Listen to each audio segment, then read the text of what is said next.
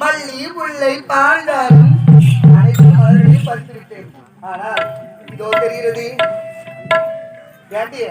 அது கொடியில போதை தெரியுதா?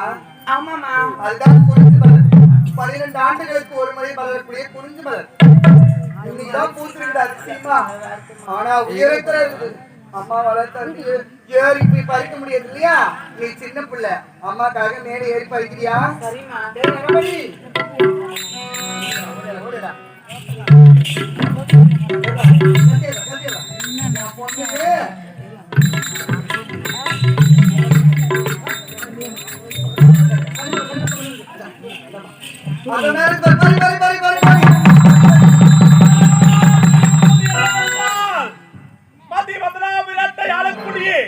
ராஜேந்திர மகன் சிவமணி இப்பொழுது சிவமணியை இறந்து பிணமாக இருக்கின்றான்.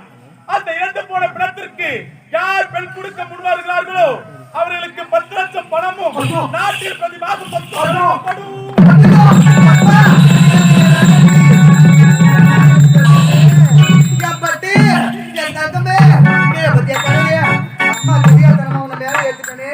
நீ செத்து போயிட்டா நான் என்ன பண்ணுவேன்?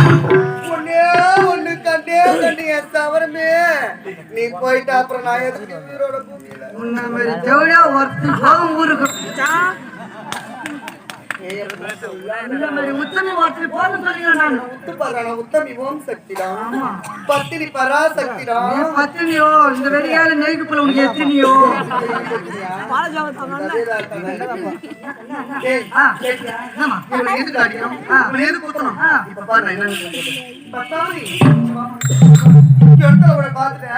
உனக்கு ஏதோ கண்ணு படிச்சு பழகுது வீட்டுக்குள்ள போயிட்டு குளிச்சுட்டு நல்ல புடவை எடுத்து கட்டிக்கினு நல்ல முகத்துல அழகா மேக்கப் பண்ணிக்கினேன் தயாரா இரு அம்மா வரேன் வந்து உனக்கு நான் சுத்தி போறேன்னா ஒரு செல்லம்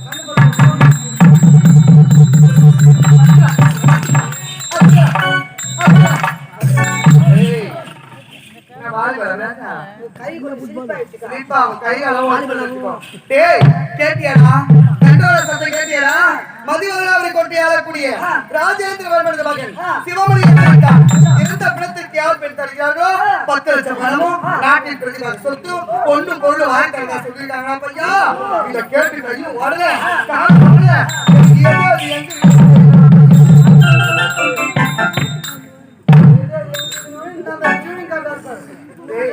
இவளை எதுக்குடா நமக்கு கீழே தள்ளி சாவடிக்கணும் செத்தா 1 2 3 நாள் தலையெடுத்து முடிச்சு போயிடும் ஆனா இவ தினைக்கும் ஒரு நாளைக்கு ஒரு கொடுமை பண்ணணும் இவன் இந்த பிணத்தை கல்யாணம் பண்ணி வச்சு இவ வாழ்க்கைய குட்டி சவர் ஆக்கணும் பொண்ணுக்கு பொண்ணு மிச்சம் சொத்துக்கு அதனால இவங்க அப்பா வரட்டும் இவங்க அப்பா கிட்ட